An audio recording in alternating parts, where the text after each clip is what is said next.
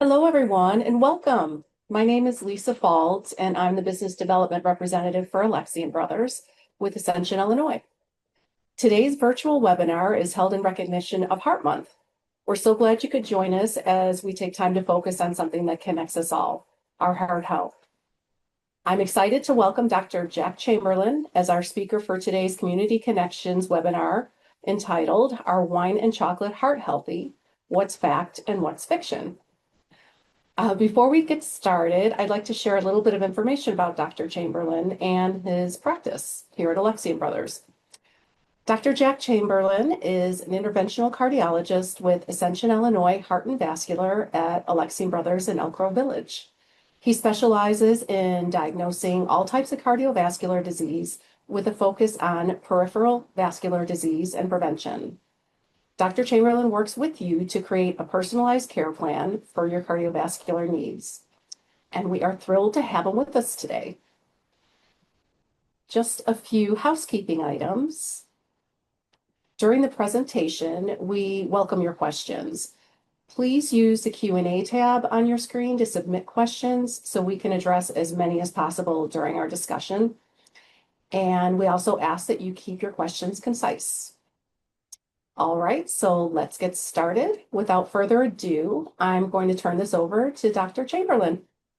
Well, thank you. My name is Jack Chamberlin, cardiologist here at Alexian Brothers, Interventional Cardiology, and special interest in prevention. So we're talking about, promise to talk about red wine and chocolate. I'll get to it, I promise. But I'm going to couch it in kind of this bigger question is how to prevent cardiac events, heart attacks, and how to live longer. I've read way too many books on longevity, and I think it's very interesting, and I'd like to share some of my what I've learned about that. So the first thing is, the problem of atherosclerotic heart disease, ASCVD, is big. It's in our country, it's the #1 cause of death. Almost 1 million people die every year from coronary disease. That's like 1 every 34 seconds, as you can see. And it's just our #1 problem, and it costs despite the cost of life, is a lot of expense spent on dealing with this. We've really spent a lot of time working on this, and we've lowered the mortality of heart disease. We've been able to get people to live longer with it and survive it, but the prevalence, the amount of heart disease still hasn't come down as much. And that it really kind of gets to the point that, we've not been able to prevent as much as we should. And so there's ways I'd like to approach that. So with prevention, you really want to think of it in kind of 3 areas. First, kind of be aware of what your risk factors are, the ones you can change and the one you can't change. You know what those are, and I'll talk about them. And then if you haven't had anything happen and you just want to know what's my risk, some of the testing we'll talk about, checking your cholesterol, LP little a possibly, and then maybe a calcium score. And then what do you do about it? What changes can you do that can actually affect a change and try to prevent a cardiac event? And so some of those factors, if you look at the ones you really can't change, family history, if a lot of people in your family, or especially early in life, or at least under 60, been having cardiac events, heart attacks, or chest pains, needing stents or heart surgery, that's something that should say, hey, I need to be aware of that and be aware of the things you can improve. And unfortunately, as you age, your risk to have a heart disease is higher. It just over time, enough time has gone by for a plaque to kind of settle in. The things you can change, though, you should jump all over. The risk factors you can change are smoking, hyperlipidemia, diabetes, hypertension, a sedentary lifestyle, obesity, emotional stress, poor sleep, and social isolation. These are things that all impact your risk for heart disease, and you should address each of them. And it really does matter. I think this is a great study. It was from the Harvard School of Public Health back in 2018, 100,000 patient study. And they basically, if you can adopt 5 healthy habits, lifestyle habits, a better diet, not smoking, physical activity, less alcohol consumption, lower weight, you can have a major improvement in your risk of dying from cardiovascular causes and cancer and any cause. So, and this is a key that's repeated in other spot here is that you can add about 12 to 14 years of healthy living to your life by making these adjustments. So I often hear, what's the point? What's it going to matter? It matters. It really does matter, and you should go after this. And so what about testing? You always hear about what's your cholesterol. I told it was fine.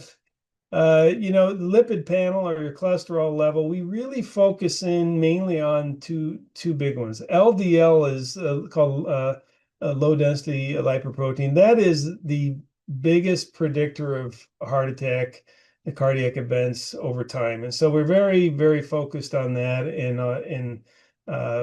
whether it's going up or going down. And because the lower it goes down, the lower your risk of heart attack. It's been repeated in nearly every study. And then triglycerides are kind of a win to win on the other part of your cholesterol problem that you might have. And that is driven by sometimes in some people they're carbohydrate sensitive or they have diabetes and that drives it up. But it is a risk as well. It's just is not as direct, I would say, as LDL for coronary effect. And you may have heard about ApoB. ApoB is a lipoprotein that it might be a little bit better estimate of risk because it is basically the same lipoprotein that attaches to kind of all the bad stuff we worry about in the lipid profile, the LDL, the triglyceride, the non-HDL, and the Lp(a), which I'll describe. So we don't use ApoB as much because most of the activity is in LDL. But if someone has a okay LDL and you can't explain why they're having events, we might check into some of these alternative ones to ApoB or the Lp(a). Now, what should your LDL be? Because oftentimes, what the lab says and what we say are going to be different. So I kind of oversimplified what is out there because it was way too complex to explain. But if you have no coronary disease risk and have no coronary disease, I always say everybody should have an LDL under 130 at least. If you have some risk factors, like I mentioned before, but you don't have any actual disease, an LDL under 100 is probably okay.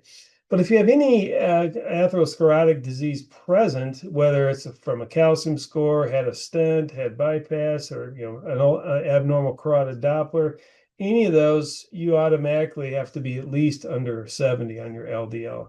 And then recently they added this high risk category, pushing the LDL under 55 for younger patients with cardiac events or diabetes.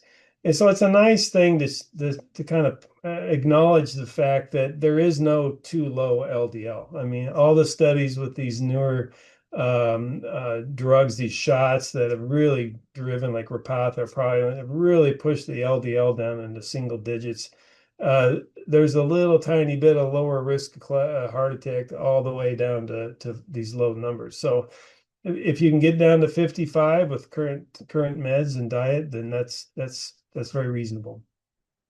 So what about Lp(a)? You're going to hear more of this, and it's partly because of the American medical system where they advertise. So the reason is that a couple companies have come up with drugs that will change the Lp(a) level. They're in trials still. We don't know if changing the level with a drug changes your risk. We don't know that yet. So we'll find out. But it's important to know about it because it may become a thing.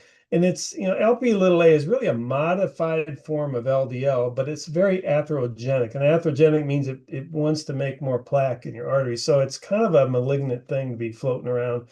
And it's a genetic thing. Either you have it or you don't have it. And you only need to test it once because of this genetic thing. It's just either you have a high one and you don't.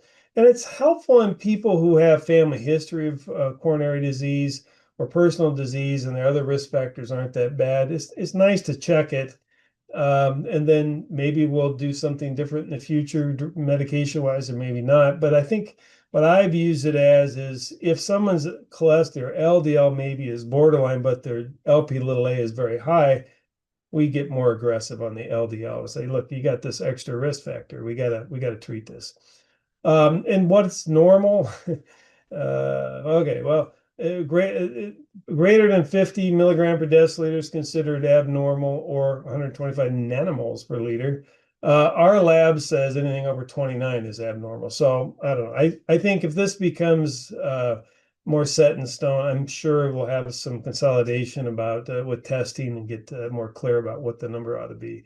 But it's usually pretty clear. The people I've seen, either they have I had someone the other day had a very, very low one under 10, but it could be 200, so it won't probably be a question if it's high. All right, and then what about the calcium score? I think they got a big deal going on calcium scores every February. Please get one if you have never had one. A calcium score is a CAT scan of the heart, done very fast, fancy CAT scan that can look at the heart when it's not moving in between heartbeats. And the one we do that's been going on for a very long time without any IV or contrast is the calcium score. And it's able to look for calcium in the arteries that feed your heart muscle, the coronary arteries, because they show up as little white dots on the CAT scan. And they can actually, for many years now, they've been able to actually quantify how much calcium by volume, because it's a big bucket of information. And so they can get that volumetric score, and then they have been able to, by testing people for many years, they've been able to calculate your annual risk of heart attack. So if you have a score of 0, you have a very low risk of heart attack for the next 5 years, with a caveat below for young people. Everybody over that, if you get from 0 to 100, it's increased. It's not as bad, but it is increased a little bit. But if you're from a 100 to 400, you have about a 4.3 times increased risk compared to the people who have a 0 of having a cardiac death or heart attack. 400 to 1,000, that's 7.2 fold. Over 1,000, 10 fold, 10.8 fold. And so if you have a score, any score over a 0, you need to have you have coronary disease, and you need to get your cholesterol lower. That's the number one. If you're doing this and you're secretly been having chest pain, then just quit ignoring that and let's get that figured out what it is. And also don't get this test, look at it, throw it in the drawer, and don't act on it. It's happened before. It can be quite disastrous. So if you have an abnormal calcium score, please sit down with somebody and talk about what to do about it. I did want to say, though, and I've seen this early on when we started doing CAT scans, is that if you're too young, you may not have calcified a plaque yet. You may have a lot of non-calcified plaques. So the calcium score can lead you astray. You may get a 0 and go, all right, I'm good. Yeah, but you're 35, you may not have seen anything.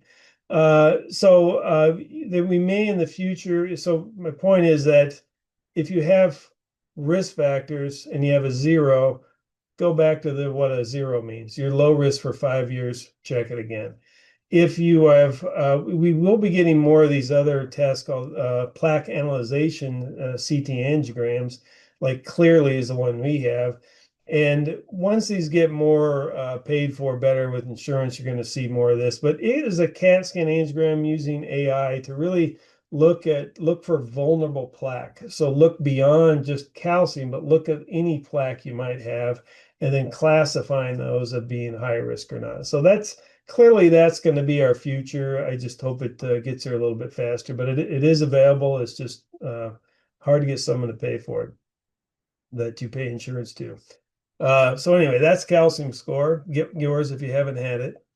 So what about making changes? What can you do to help those risk factors? Let's talk about exercise first. Exercise, it won't probably change your LDL that much. Some people it does, but I think they actually change their diet at the same time.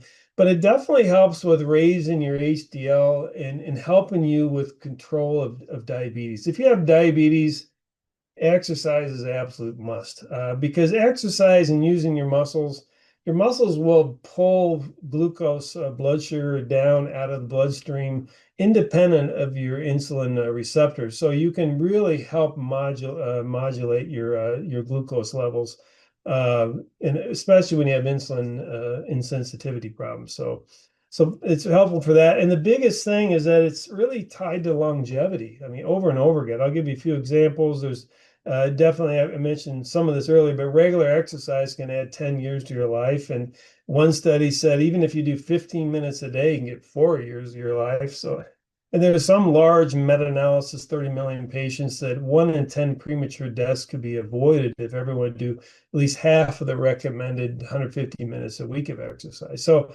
it's a big thing to help change who you are. And I have to say, I do my own little study in my clinic, and maybe some of you are online, but I tell you, there's a lot of 90 plus, 95-year-old people, very spry, moving around, and they don't sit down. They're moving, they're doing things. And that brings me to my plug for the blue zones. If you haven't ever read the book about blue zones in the world, or there's actually a nice thing on Netflix. They have it into a series. It's fantastic.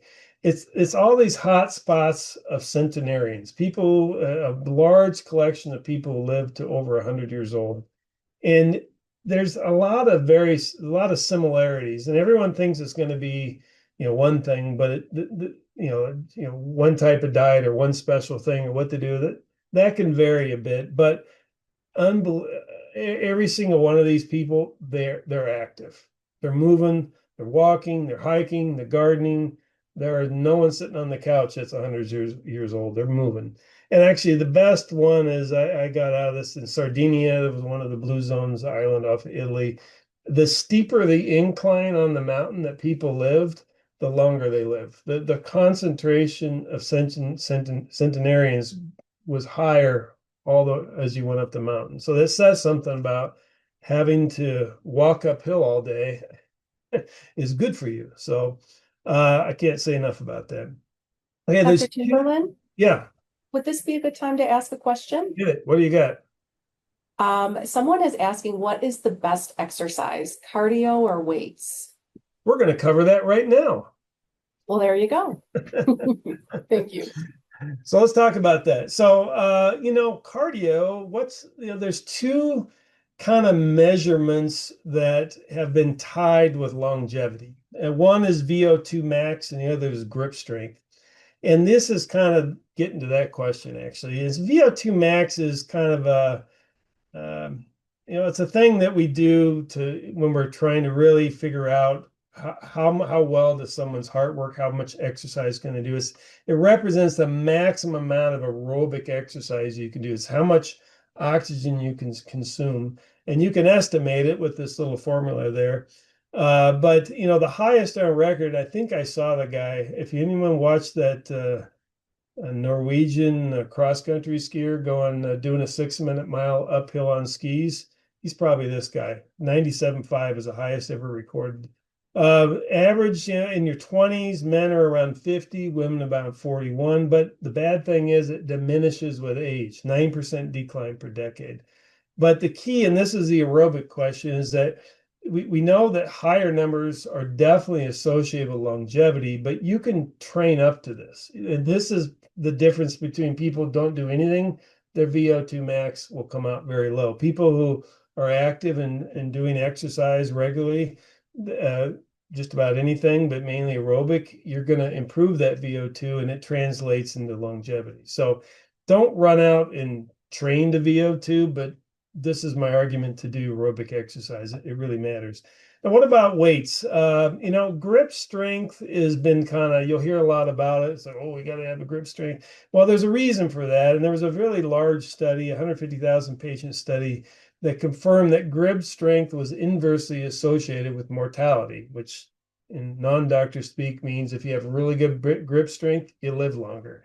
And it's really the key, though, is that there's no magic to having strong hands. This is a marker for overall muscle mass and full body conditioning, and really basically the lack of frailty, being really frail and unable to basically do very much. So improving your strength, lifting weights early in life, throughout life, as much as you can. Heavier weights are good. I had this conversation this week several times about osteoporosis and the need for heavier weights to help challenge the bones. That does a lot.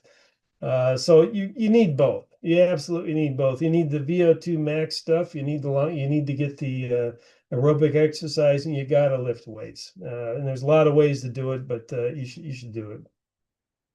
And then, so just to summarize that, there's a lot of recommendations.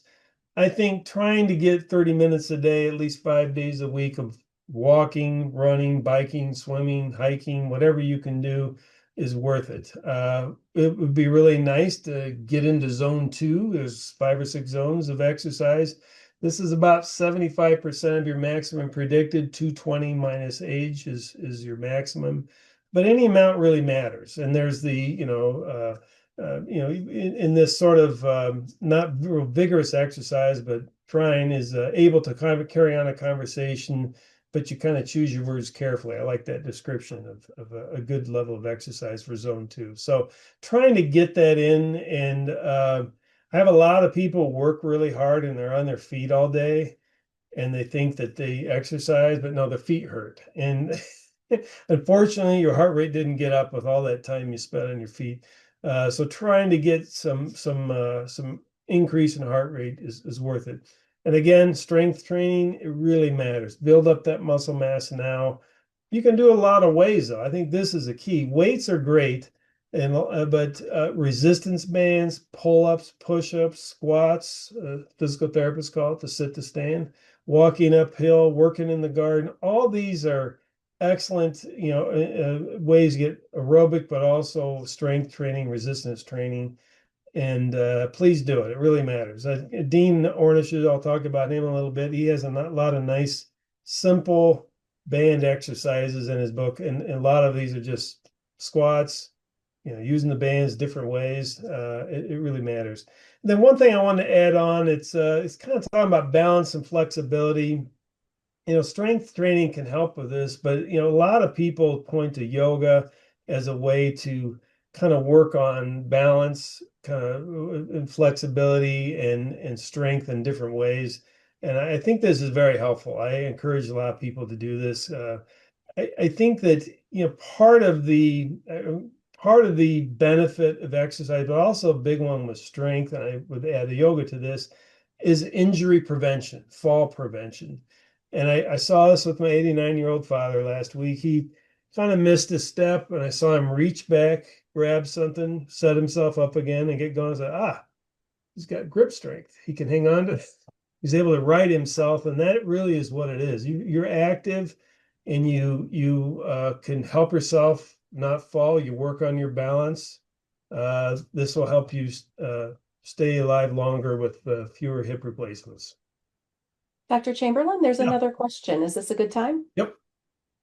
Actually, we have two. The first one is, what do you recommend in a healthy heart diet? That's coming up. That's coming up. All right. The next one is, why is garden work continuously pressed as a factor in maintaining good heart health? Garden work? Gardening. Yeah.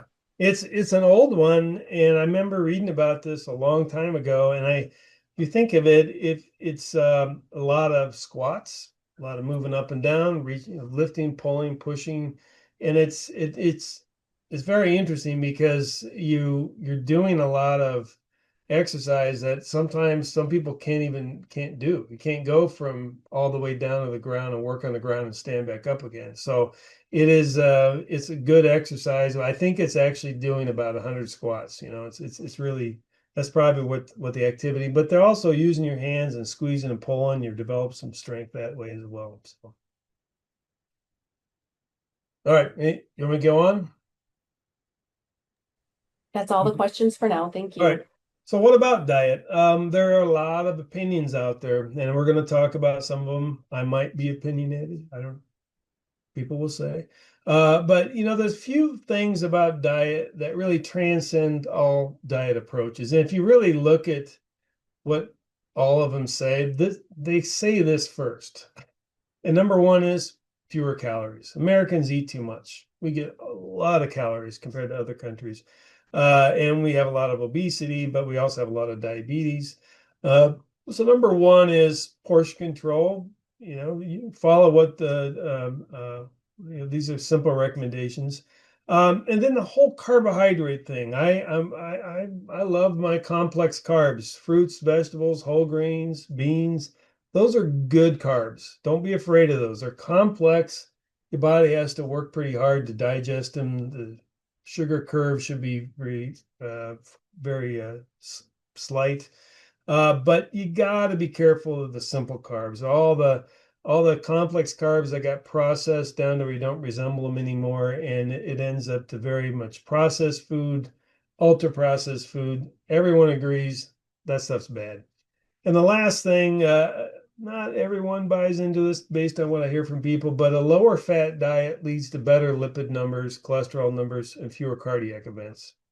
And the heart attack logic is what I call it. The heart attacks are more common in people with, hold on, I didn't miss, okay, are more common with these risk factors: high cholesterol, high blood pressure, poorly controlled diabetes. All of these three risk factors get better with a better diet. You can change all these three with the diet. So in a high saturated fat diet, or high fat diet in general, but saturated mainly, leads to high cholesterol levels. That's the logic as you go through. That's why it's all connected. And I got to bring this up. This is only because Robert Kennedy Jr. doesn't apparently remember this. This is this data is 70 plus years old.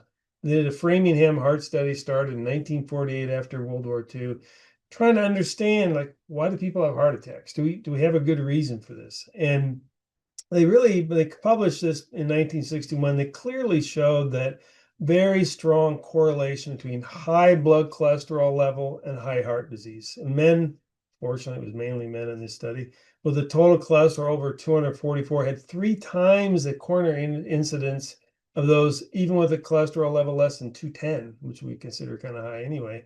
And actually, this to me is the biggest thing. Coronary artery disease is very rare if your total cholesterol was under 150 or your LDL was less than 70, standing still. There were no drugs back then.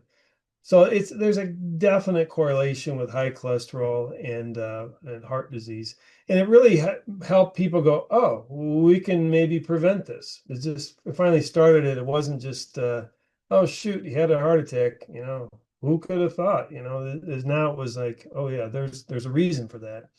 So what about diet? Lower calories. The best cardiac diet would be lower calories, lower fat, especially saturated fat, high fiber, lots of complex carbs, low sodium. Low sodium, why? Well, high blood pressure is tightly connected to high sodium intake. And it helps with people who have to deal with heart failure. They got to be careful of sodium because water comes with sodium. They get overloaded. And really high sodium diets can lead to gastric cancers. So what about the standard American diet? I love they call it the SAD diet. It's not so hot. And our general American diet, standard diet, has two big problems. A lot of animal food over plant food. Meat, cheese, dairy, eggs, a lot of fat.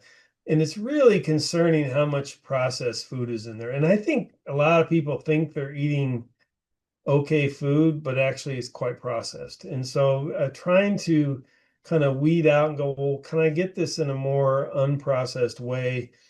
Be useful, because this is a lot of sugar and a lot of chemicals, and it's not helpful.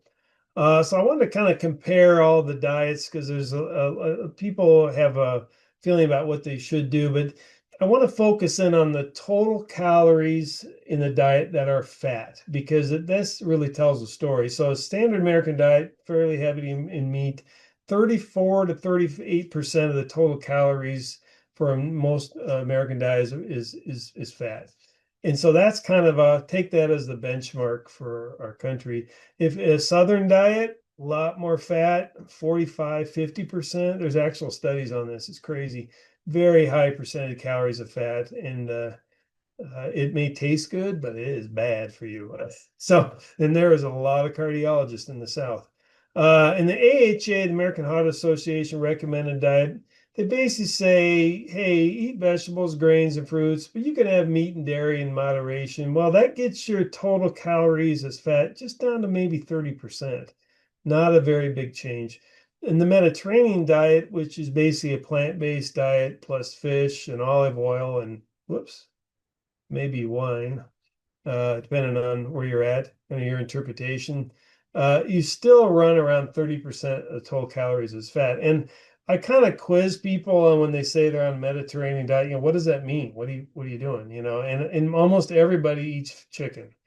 So I don't know where that got on the Mediterranean diet, but it's probably not getting the full benefit, because there is some data that the Mediterranean diet is beneficial. The biggest thing when a high fish diet led to fewer strokes. So it might be worth digging into that. But the problem is the fat percentage doesn't come down quite enough. And that was one of the problems with the trial. A whole food plant-based diet, a diet that I'll show you in a little bit, can actually reverse coronary disease way down to 10 to 14% of the calories is fat. So that's the story. If you can get way down to about that amount, or head in that direction, you're going to lower your cholesterol, have fewer cardiac events. So what can Dr. we do? Chamberlain, a Yeah, couple more go ahead. questions, if that's okay. Yep.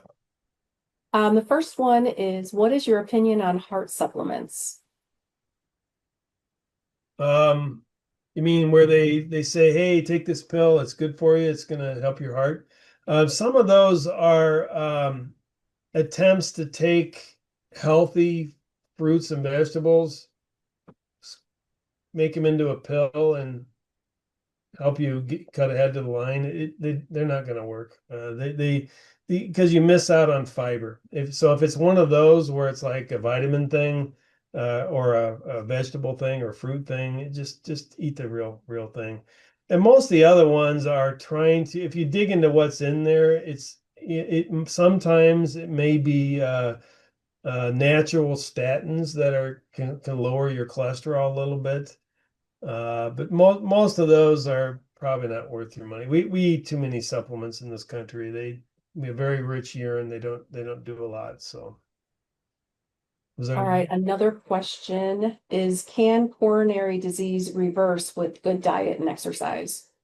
yeah, I'm gonna talk about Dean Ornish's study that shows that. Awesome. And then the last question, with any of these diets, how often can people cheat? How strict does a person need to Never. be? Just kidding. Um, well, and that's what I'm gonna talk about now. I think that what I've kind of found is that yeah, there's a lot of meals in a month, and so every single meal is an opportunity to try to pick a lower fat, higher fiber option every meal. So the more percentage you do, you're going to gain a benefit. And it's very direct. I see it when I check cholesterol levels all the time, and it just and I have people, I really kind of listen to what people have been able to do and what they have accomplished. And I have a lot of people who I always ask them the percentage that your diet is plant-based. And I've had people who state between 40 and 100, but a lot of people in the 60s and 70s who definitely changed their numbers when they pushed in this direction. And so I think any amount definitely helps. And I have a little more data actually right here on this page that can explain this a little bit. Before we move on, I have one other question. What, if any, is the risk of drinking Diet Coke? Talk about that in a minute. It's bad. Okay, I'll explain why. thank you. Okay, so moving in the right direction, there's four areas that it would be helpful to reduce. And first one, if meat, it would be best to worst to best. I would say red meat, bacon, sausage. That's the worst. High fat, high cancer risk. If you're really trying to move the needle, you got to take that off the menu. Just take it off. Pork, not bacon, a little bit below that. Chicken is kind of in the middle. Fish, salmon is probably your best option. It has the redeeming value of omega-3 fatty acids. So again, this is that meal, that question of how much you can do. If you can move yourself down this cascade from beef down to salmon and somewhere in the middle, just working your way down with every meal. And the more meals every week you do that on, you're going to get less fat in your diet, and your numbers will reflect that, and it'll help you. And I like to point to, the Venice Health Study has done multiple studies on diet, and they had this one I thought was really eye-opening. They basically said, what's the of all the diets, what's the lowest risk of having heart disease and cancer? Well, the vegan diet, no meat, no fish, no dairy, they won. They had the lowest risk of both. But the next best was pescatarians who only get fish. And this is very eye-opening because the third best is vegetarians who get dairy. And the point is that you make such an improvement getting out of all that other meat and getting down to fish that you're almost as good as people who don't eat any of that. So I want to encourage people that even though you still get some fat and you get some chemicals from fish, you do really well, and it matters to make gradual changes. It's totally worth it. And in the dairy world, it's a little bit conflicting information, but the worst stuff based on fat content: milk, butter, cheese, lots of fat. Yogurt, 0% fat, pretty low fat. And as we'll see in here, there was a study in 2017, National Cancer Institute compared diets of women with breast cancer and those who without breast cancer. And they found that those who consumed cheese had a 53% higher risk of breast cancer, while those who consumed yogurt actually had a lower risk. And so they felt that this probably had to do with the fat content, because the fat content in the yogurt they used was very low. So that's very eye-opening. And then, but you have to balance that against the fact that dairy is unequivocally linked to an increased risk of prostate, ovarian, and breast cancer, but less colon cancer. They think it's a calcium thing. So, and then we known for a long time that cow's milk to kids early in life leads to more type 1 diabetes. It's well documented, and still the Dairy Council fights against it. So, and these higher fat dairy milks they just had too much fat. Skim milk will have a lot less fat, but it still has all the sugar from lactose and the casein proteins. Now, a word about yogurt and fermented foods. We'll talk about the fermented stuff later, but fermented dairy, which is yogurt, has some redeeming qualities, both in a research trial and the fact they have some probiotics. I think a lot of people enjoy yogurt and feel better with yogurt, so for good reason. All right, oils. Okay, I went a little crazy looking up all these fat contents because I think it's eye-opening. So there was a real nice American College of Cardiology meeting, I don't know, 5, 6, 7 years ago, where they had all these people from all over the world talking about what's the best diet. And oh my gosh, the passion around oil is unbelievable. The Italians were not happy when everyone else said you should get rid of oil. But anyway, the big deal with oil has to do with the type of oil in it. And the saturated fat clearly, again, is bad. Unsaturated is better. The worst out there is animal fat. I know that they're pushing beef tallow out of the White House. I have no idea. It's 50% saturated fat. It's terrible, terrible stuff. Don't use it. Butter is 55%. They both are bad. There's two plant-based ones you got to look out for: coconut oil and palm oil. Coconut oil is 80 to 90% saturated fat, crazy high. Palm oil is bad. Just if anything has palm oil in it, do not eat it. So those are the ones you just avoid those, and then you immediately take yourself down to a lower level with everything else. Canola oil, avocado oil, olive oil, they all have 7 to 14% saturated fat, a lot better. The reason olive oil gets a little bit of a nod is it has really high levels of monounsaturated fat, as does avocado oil. And there was some data showing that you could raise your LDL with using this, but all diet studies, you have to look at what they're comparing to. If you go from butter to olive oil, benefit. But if you go the opposite, not. And there was one recent study I want to mention here where they took people and they said, here, we're going to put you all on a vegan diet, but half of you are going to get 4 tablespoons of olive oil every day. And they basically watched their numbers. They watched their cholesterol, and the LDL levels came down in both groups, but it didn't come down as fast, and it took a lot longer to come down in the olive oil group, which is interesting. So it's probably left because that leftover 14% residual saturated fat that kind of slowed it down. And again, I got to make a plug for olives. Olives, they keep the fiber and the vitamins, and you get your little bit of oil. That's a better way to get your olive oil if you can do it. But again, moving away from beef tallow to olive oil, definitely good move. Going from no oil to olive oil, probably is not a great move. But again, you got to separate the really bad stuff from the okay stuff, and that's part of someone's question about how religious of this do you have to be. Move away from the bad stuff. Eggs. Again, a lot of egg industry sponsored trials trying to show how great eggs are, but they're just not. 60% of the calories in an egg is fat, mostly saturated fat. 200 milligrams of cholesterol in one egg. And there was one trial say compared to no eggs, 1 to 3 eggs a day increases your LDL levels. And 1 egg a day can increase your risk of dying from a heart attack. 27,000 patient trial. So they're higher, and this is one of the few times it's actually the dietary cholesterol is actually pushing up the blood cholesterol levels. It's not that common. This is kind of the only food that we worry about. I would prefer in tofu scrambles a little turmeric on there, or maybe some oatmeal, not from a packet. That'd be a much better breakfast than eggs. All right. So I want to mention my favorite guy, Dean Ornish. He did this massive trial in the 90s, a lifestyle heart trial, and he took 28 patients. Real quick, these patients were sick people. They had a lot of coronary disease. They had a lot of chest pain.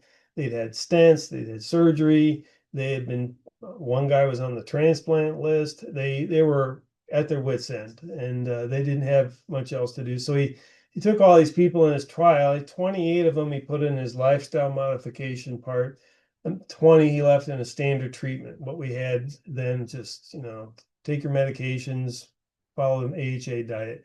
The lifestyle modification part, it was a low-fat, plant-based diet, vegetables, fruits, whole grains, legumes, for at least a year. Only 10% of the calories were from fat, quite controlled.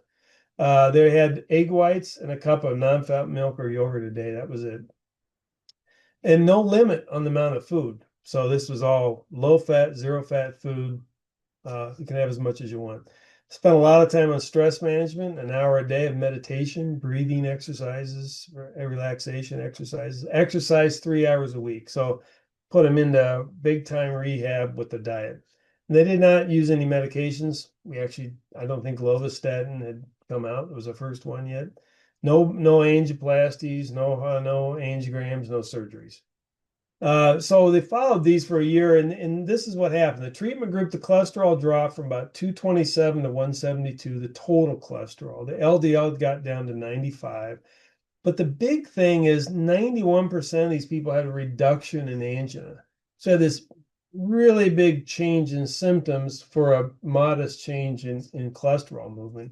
And when they did nuclear stress scans, there was about 82% of these had a regression in the amount of ischemia, or a suggestion of blockage because of how the blood flow is in the scan.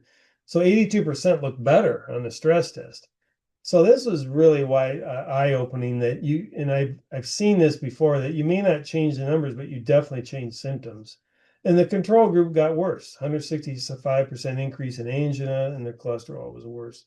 And later on, just to note, they did show that early stage prostate cancer did not seem to progress as much in this group on the treatment group. So this is a big one. If someone asked about reversing, this was the trial that really showed this. Now, would you see a difference in an angiogram? There's a few anecdotal ones from other people showing angiograms looking better on a plant-based diet. But the big deal is this one here, the 91% reduction in angina. People feel better because their endothelium is healthier and more able to vasodilate, and they're not having growth of plaque. So it is really worth it. So we have a lot of concern protein. I got to bring it up. I got my cup here. I want to make sure I show this. I'm not sure. I guess I do get enough protein. Protein is definitely important, but it's way overstated in this country. It's way too much suggestion of protein. This is a good example of what you need. for everyone under age 60, 0.75 to 1 gram per kilogram a day for normal people. Once you get over 60, you got to start working harder on muscle mass, maybe bump that up to 1 to 1.2 grams per kilogram per day. But I will make a plug here. You're not just going to gain muscle mass by eating protein. You have to exercise. You have to challenge those muscles. And if you're really an endurance athlete or you're recovering from a big illness, there's a reason they hand you lots of more protein, because you need to recover from those. So going up to 1.5 grams per kilogram per day. But if you do the math, you'll find out that that's still less than some of these exercise nuts push for. Don't go crazy with it. Your kidneys won't like it. All right, and then there are other options to get lower fat options to get protein. A little plug here about amino acids in plants. You make 13 yourself. 9 of them are essential. You can get these from your diet. There's 3 of them that you may have to be careful about: lysine, leucine, and methionine. Just make sure you're getting enough legumes, beans, nuts, soy, lentils, navy beans, whole grains. You'll have enough. And you don't need to eat these all together. You store up these amino acids and you can recycle them. So you're going to be fine. If you have any question, watch the movie Game Changers about athletes and plant-based diet, and that should, I hope, settle a question. This is just to show lots of protein in plant sources.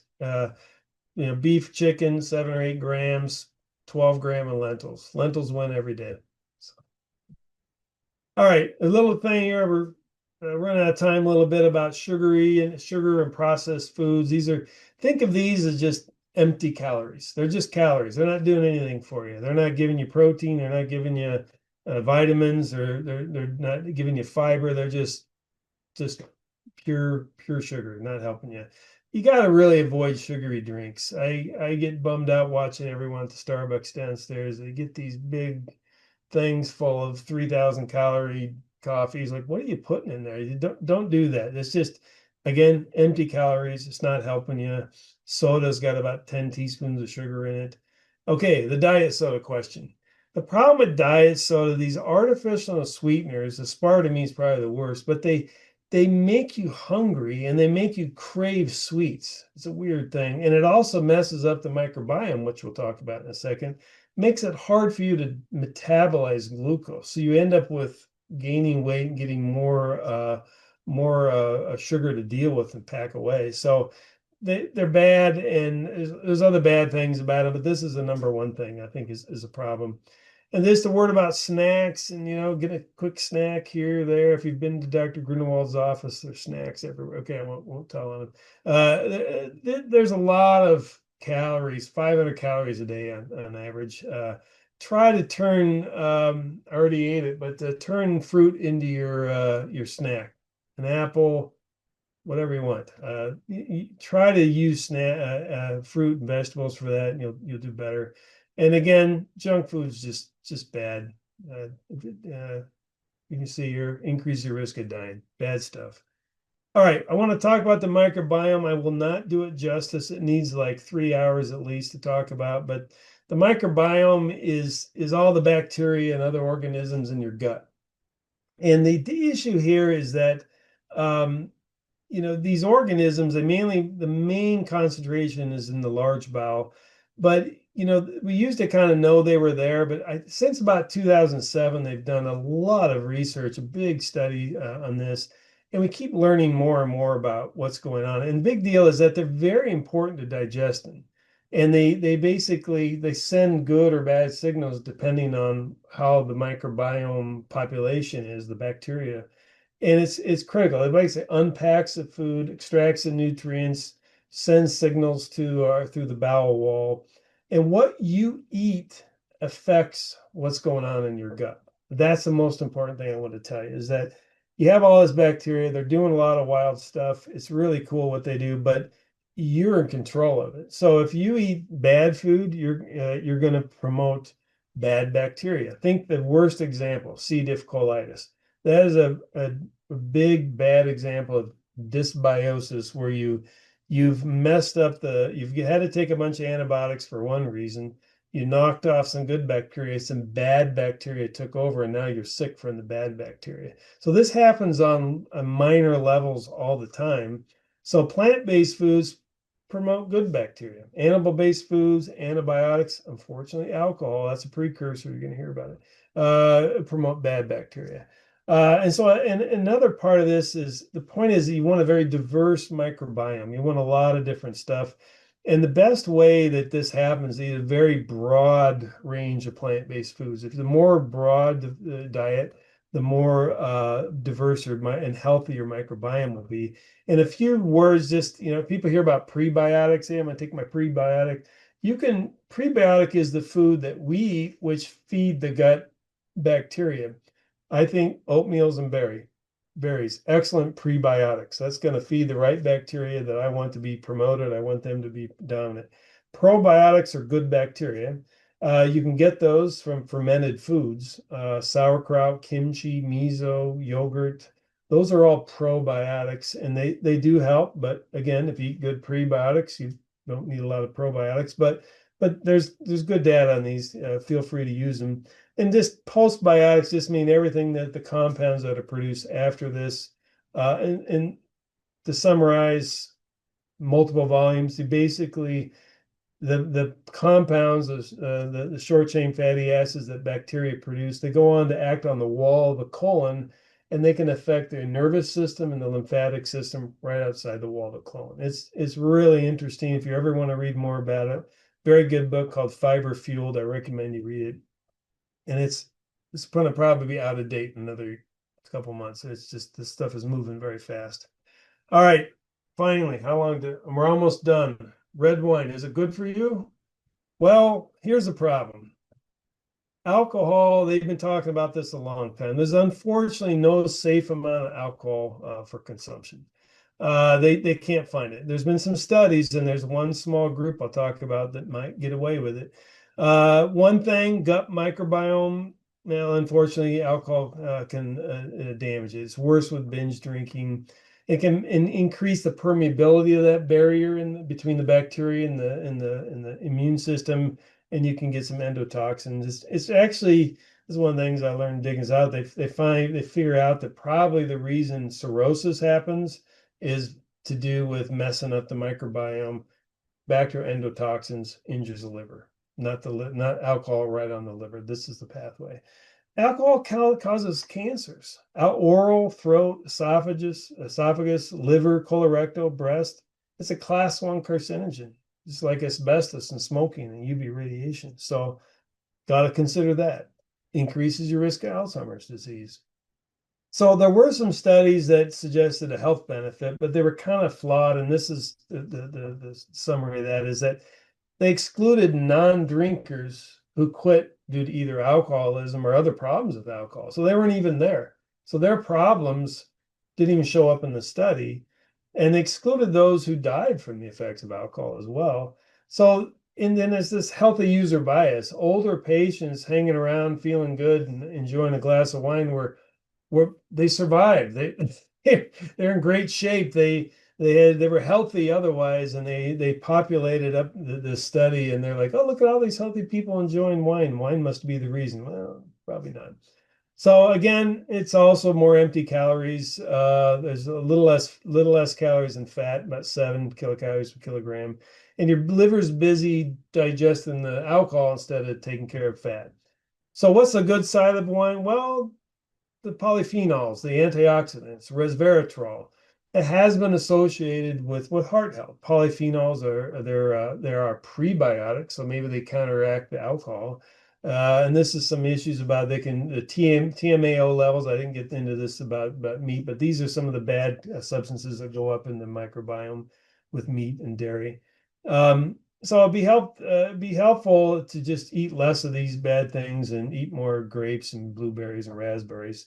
So this is the one group in celebrate if this is you, middle-aged men at risk for coronary disease. Moderate alcohol consumption was associated with lower mortality. Don't know if that means much, but I had to mention it. So what's the recommendation? 0 to maybe half to 1 drink a day. That's there's one really good book, Zeke Emanuel, I recommend. His point about alcohol is that if it improves social interaction, you should do it. So we'll leave it there. Avoid binge drinking. All right. What about chocolate? A lot of health claims for chocolate because it can lower blood pressure through nitric oxide production, improve vascular endothelial function, reduces LDL, lowers blood clot risk, reduce inflammation because of the polyphenols it has, reduce rate of cognitive decline. I'm going to hang on to that. Improve bone health. But how you get this matters. The cacao nibs, crushed beans, that's probably your most purest form of chocolate. I recommend it. High fiber, iron, copper, magnesium, antioxidants. They're called flavonols with this. So when you make a chocolate bar, you got to put some fat back into it. Some sugar, soy lecithin, not as much fiber. Dark chocolate, the value is kind of based on the percentage of cacao. The higher percentage, keep it over 70 if you can, it was better. Milk chocolate, well, they added in dairy, more fat, more sugar, lots of sugar. So there was actually a trial on this. It's kind of wild, the Cosmos trial. In order to get the heart healthy dose of antioxidants, you got to eat a lot of chocolate. About 2 bars of dark chocolate, about 10 bars of milk chocolate. That's like 5,800 calories of chocolate. So don't do that. Throw some cacao nibs in your smoothie and call it a day. And again, stick to the high percentage stuff. And again, the cacao beans, the nibs are 100% dark chocolate. All right, two last things I want to mention. Sleep. Very interesting what's come out about sleep. Not enough sleep is associated with worse outcomes, heart disease, diabetes, obesity, and cancer. There's one big trial, 172,000 patients they followed for 4 years. Bad sleep, defined as short sleep time, trouble falling asleep, trouble staying asleep, waking up in the middle of the night, taking meds to fall asleep. Those folks had twice the likely chance of obesity, type 2 diabetes, and heart disease, and 1.5 times the risk of getting cancer. So it matters. It's not just storing memories and helping with your brain and recovering. It's actually a lot of physical benefit as well. Don't cheat on it. I did it for years, but now I sleep, I swear. Social connections. I want last thing about the blue zones and supercentenarians. Those who feel lonely, depressed, or isolated are 3 to 10 times more likely to get sick and die prematurely from all causes. So it's a real problem. And you need to really cultivate social relations, stay mentally engaged. Supercentenarians, same thing as the 100-year-olds in the blue zone. The most common factor they cite is family, friends, social relations. It really matters. And I see that as well in clinic. The really well supported people in their 90s and 100s, they're there because of them. I'll put it that way. It makes sense. All right, I kept it here a long time. In summary, make it simple. Eat plants. Avoid high-fat animal products. Avoid ultra-processed foods. Enjoy red wine in moderation with friends, or maybe not at all. Enjoy high cacao percentage dark chocolate. Nibs are the best. Exercise, both aerobic and strength training. Get enough sleep and cultivate those social connections. All right. What other questions do you have? There were quite a few, and we may not be able to get to all of them, but just so everyone knows, we will try to answer them via email when we follow up with the survey. But let's see if we can get to a couple of them. There were quite a few. Let's see. When we were talking about olives, there were questions about the high sodium in olives, if that is a concern. Yes, I mean it's balance there, and they use the sodium to help cure them, and so you have to kind of be careful and read how much is in it. I don't know if there's such a thing as a low sodium olive, uh, but yeah, if you know, and if you have hypertension or heart failure, you're going to have to be cautious with that. Another one, we were talking about eggs.